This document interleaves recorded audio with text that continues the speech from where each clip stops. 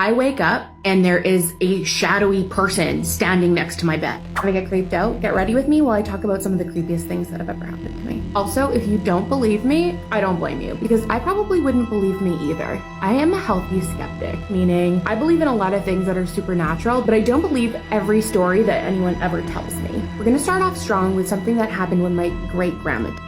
She was my granny and she was amazing. Everyone loved her. I used to live in this apartment and I, for some reason, that night was sleeping in the living room. I probably was like watching TV late and just was too lazy to go into my bed or something. Also, my kitchen was super dirty. There was dishes stacked up all over the place. Not gonna lie, I was young. I was like 18 and I just didn't give a shit then about cleanliness. I'm definitely different now. But anyways, I was asleep. And I wake up to a crash of a bunch of dishes falling to the floor, and I don't remember if any of them broke, but it was really loud. Seconds later, I get a call from my stepmom letting me know that my granny passed away and was like, "This is so messy. Clean this up, girl." That's what I felt like she was saying to me. She was like, "Okay, listen, this is gross." Also, let's talk about shadow people, and I don't just mean shadow people in sleep paralysis. I mean shadow people. One of the first times I feel like I really experienced a shadow person was when I lived in this little house on the highway with my ex. And I woke up in the middle of the night and she was out in the living room playing video games. But I wake up and there is a shadowy person standing next to my bed.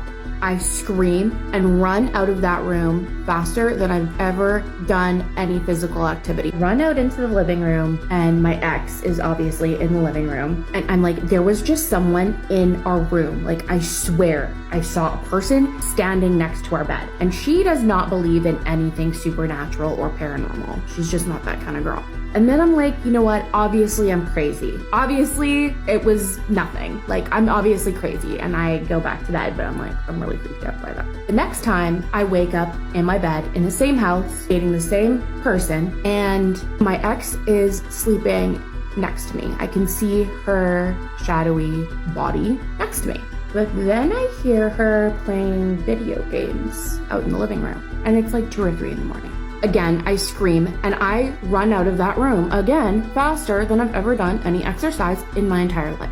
And I'm like, hey, there was just someone laying in our bed. And like the second I see them, they disappear. The third time was actually in the past couple years, and the house I live in now with the girl I'm dating now, my future wife. I wake up in the middle of the night and there is a shadowy figure standing over me.